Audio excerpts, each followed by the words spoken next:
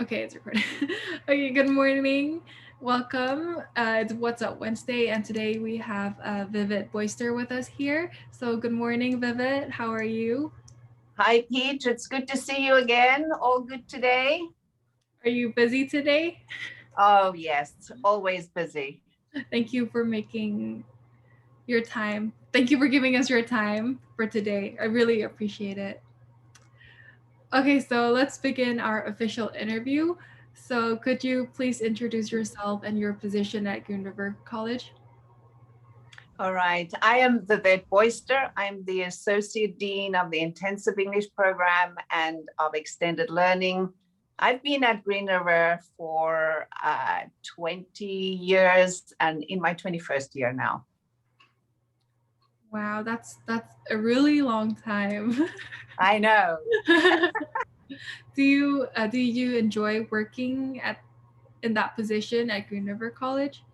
Yes, I've really enjoyed working at Green River. I started as a teacher in the intensive English program and then later on took over as the director for the extended learning program where I did a number of things. And yes, the reason I've been here for almost 21 years is because I love working at Green River. Oh, that's so good to hear. So I have a few questions for you. So the first question is, how long has Green River had an intensive English program?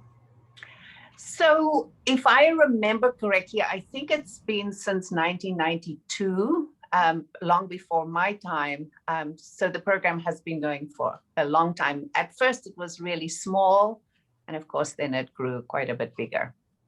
So what is intensive English program? What does it do for students? Could you elaborate on that, please? Yes. So the college has certain requirements for students to take academic classes. For example, needed a TOEFL score or IELTS or a Duolingo score at a certain level. And when you do not have that score, then you have the opportunity to take the intensive English language program where we help you develop listening, speaking, reading, writing, and also particularly how to be successful at a community college so that you will be successful when you transfer to a university. So students who aren't already good, let's say not too good at English, they can take that at Green River, correct? To help them improve. Yes, absolutely. Yes. And we usually do a placement test to figure out how high your skills are. And then based on that, we will put you in the appropriate level. So how many levels are there to IEP? So we have two levels of academic preparation, a lower and a higher level. And then we also have what we call fast track English, where students who fall below that, from very low to sort of medium skills, they can take that class. And it goes in such a way that students can learn at their own pace. And we do an assessment of their skills at the beginning, and then we adjust the curriculum to suit their purposes. And depending on how diligently the students work, they can move faster or slower. I know usually students want to go faster, and then we have that opportunity for them. So besides IEP, what other programs do you provide for students at Green River College?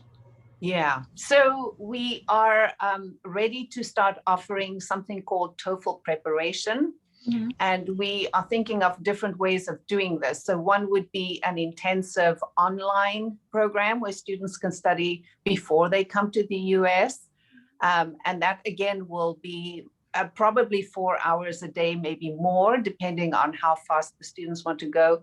And then we have some other options that we are thinking about that we might implement later on. And that would be an hour after the regular day that students study, because in the intensive English program, they study for 4 hours every day. Mm-hmm. So this could be a fifth hour where students could study for the TOEFL. So were you gonna say something? No, that's about the TOEFL program. So do you have some questions about that, or do you want me to talk about some of the other programs that we have? Oh, you can't talk about the other programs that you have. Okay, so then we also have an aviation bridge program. This will be for students who are almost ready for academics, but their English skills are not quite ready. They will be able to take an academic aviation class that they will attend with American students, and the intensive English teacher will attend that class with the students so that she or he will know exactly what's being taught. So that will be 1 hour every day. And then in addition to that, the students will have 15 hours a week of English language, where they will be learning the vocabulary for aviation. They will be doing reading for aviation, speaking, and so forth. So they will be developing their language skills while they can already earn 5 credits for their academic programs. So that's one other one that we have. And then we're also working on a business English class. And this one will be for different kinds of groups. We could develop a cohort for students who are already in the business world, who just want to improve their skills. So this will be for adults. Or we could also have groups of students where they are still, learning the undergraduate work, and but they want to major in English one day. So in that kind of course, we will be focusing on negotiation skills, intercultural communication, how to manage very difficult conversations with different people.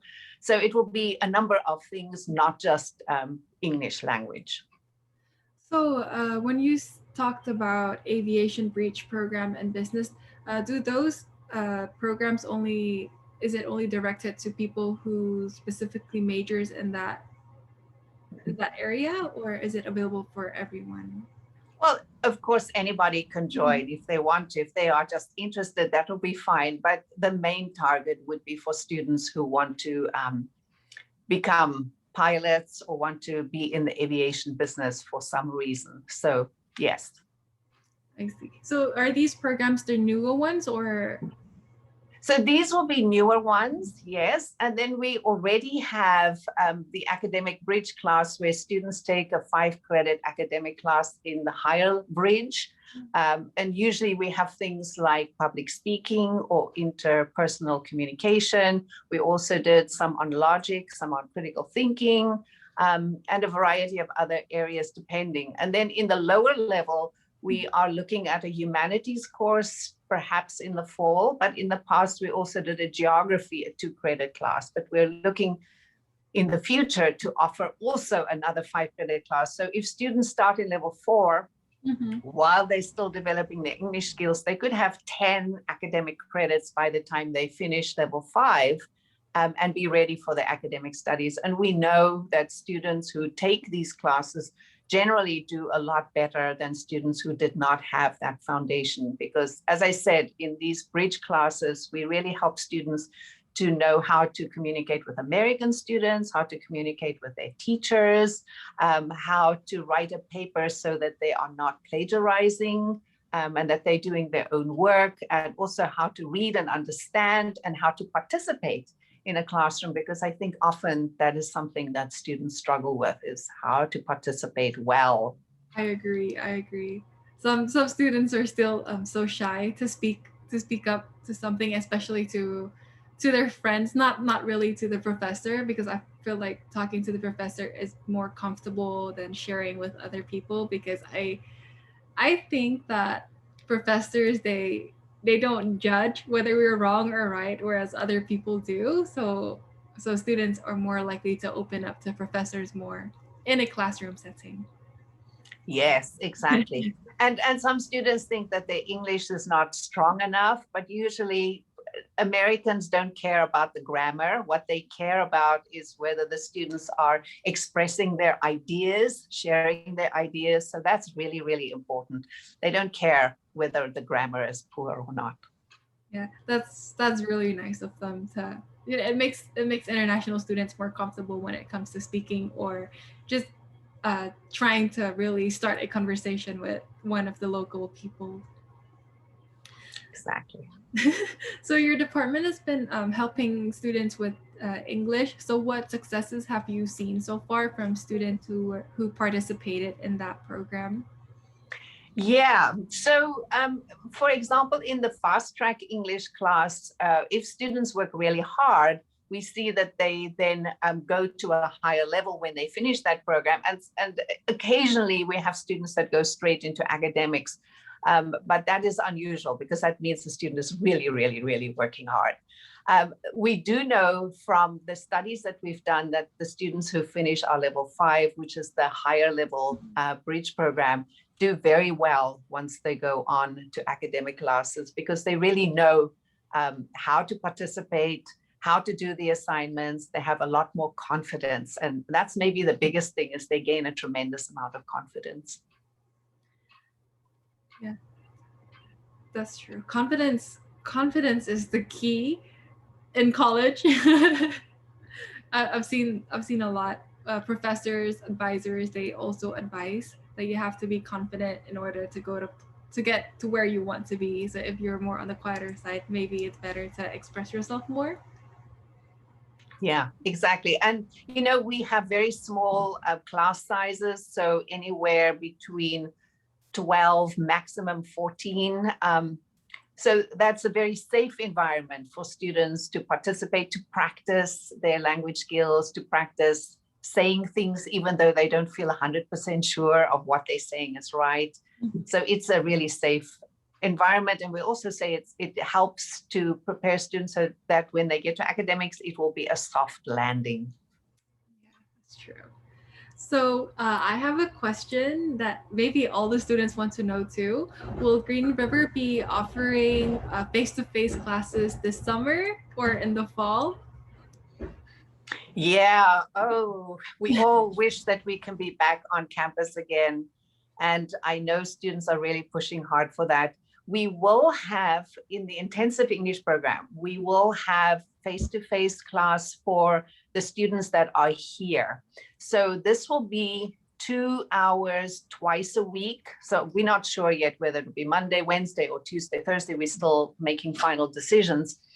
But they will be able to come to class, and the focus will be on speaking, participating, and doing group assignments. And there will be a mixture of academic focus and fun, because it's been a while since we've had fun together. So we want to make sure that people have that. And this will be for all levels. Mm-hmm. And we will be putting out those details pretty soon. The rest of the campus is still pretty much online. There are a few courses that are approved, but I think most of our international students don't take those because they are in the trades areas and in the nursing areas. But for fall quarter, the college is looking at being open a bit more. I think the target is to be 20 to 25% more open, more face-to-face classes. And then, of course, winter, we're thinking even more. And by spring, gosh, we hope to be completely open, but we will have to see because the governor has to give permission and his directives will guide us. But as more people get vaccinated, we have higher hopes to be back on campus soon.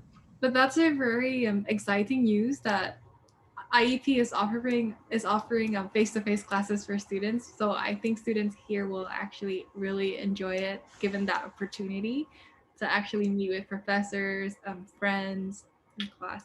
So if IEP programs will be offered in face-to-face in the US for people in the US, what about the people back at home who are registered for that program? Will they be able to take classes too? Or Yes, so we will make sure that we give instruction 100% for both groups. So we will have online for those who cannot be here, and we will have face-to-face for those who can be here. So I think most of the reading, writing classes will be done online because it's easier to do that, and even some of the listening, but it's the speaking and participation that we are going to be offering on campus. So for our last question, this is what I asked everybody.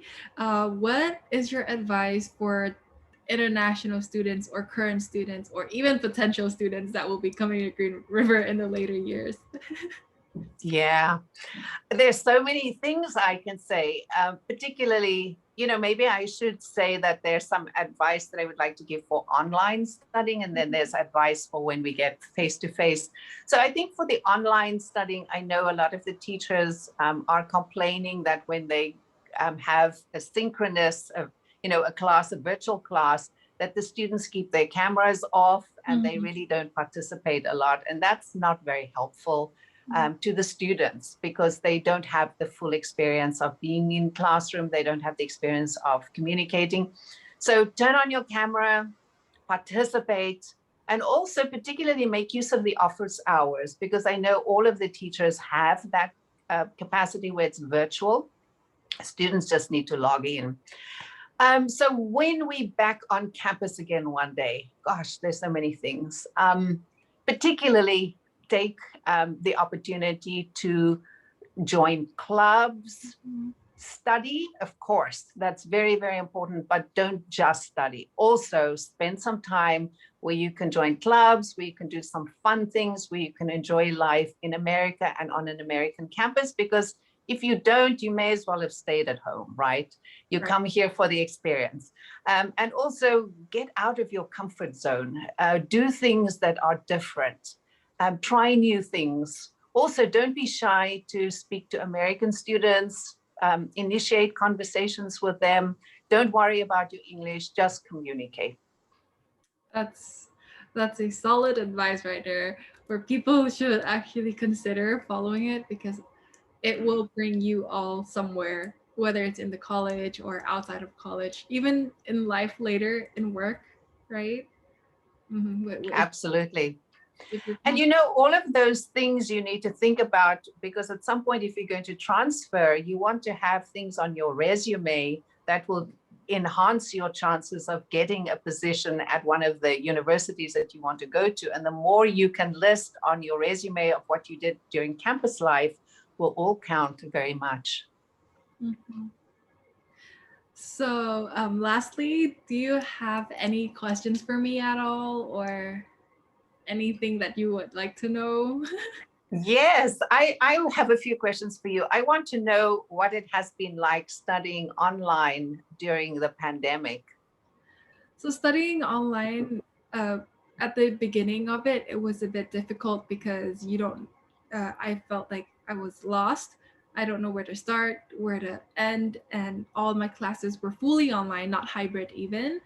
So time management was a bit everywhere. But then as it gets longer, right now it's been more than almost a year or a year now, I managed my time pretty well when I actually studying online than on campus, because I get to study at my own pace.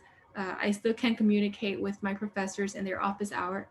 In their office hour, talk to my advisor, get all the help that I need. So personally, I think I prefer studying online now. And as long as you manage your time pretty well, I think you'll be fine. Yeah, that's a really important component in managing your time well. And so you already given us that advice. What other advice do you have for students who are studying online? For studying, just like that's a really good question. Mine is probably similar to yours. Sometimes I don't turn on my camera because I just wake up and I look, you don't look your best. So you wouldn't want to turn on your camera. Sometimes if you don't turn on your camera, at least unmute your microphone when the professor asks you to, because they also need interaction. They just don't want them to be themselves, just talking by themselves. And if there are students interaction, maybe you can also encourage other students to talk without you having to try so hard, without uh, the professor trying to so hard by him or herself as well. Yeah, that's really important. You're right about teachers also want the interaction, because the more you interact, the better they can give the information to students that they need. They also know what you understand and what you don't, what questions you have. It really is helpful. Yeah, so communication with professor is very important, because I feel like professors should know what level you're at, like your understanding of the topic, let's say. So for some, in my experience, I think some students after the class, they would text or email their teacher, say, hey, I don't understand the materials today, could you go over it again? So my advice is, yes, to listen, participate, and ask during class, so that your professors don't have to catch up with you on unnecessary details that's already explained in class once. Exactly. And also, I know students sometimes feel that their question is, people will think they are stupid because they're asking, but often other students have the same question in their head, but they're just too shy to ask. So it really helps everybody. Yeah, that's true. So any other questions? Well, I just want to know what's next for you. When are you graduating and what then? Okay, so I am graduating this spring quarter, and after graduating, I will be doing OPT, optional practical training, where I will be working for a year for experience, and then after that, I'll transfer to university. Well, a few universities that I'm thinking of, but we'll see. We'll see from then. Yes, well, that sounds very exciting. This is such a wonderful time of your life where so many doors can open for you and your future is ahead of you. Thank you. Okay, so I think this is it for our interview. Thank you so much, Vivette, for your time today. I really appreciate it. And hopefully, students can learn something from you today, from your amazing advices. And let me know if you would like to add anything else for this interview. Any last words before we go? No last words. Just thank you for speaking with me. It was a pleasure to get to know you a little bit and to share some of the exciting news about our programs with our viewers. Thank you so much, Vivette. Okay, everyone, this is Vivette from Green River College, and it's a pleasure talking to you all. I hope you enjoyed this interview, and I hope you learned something from it. Thank you, and goodbye.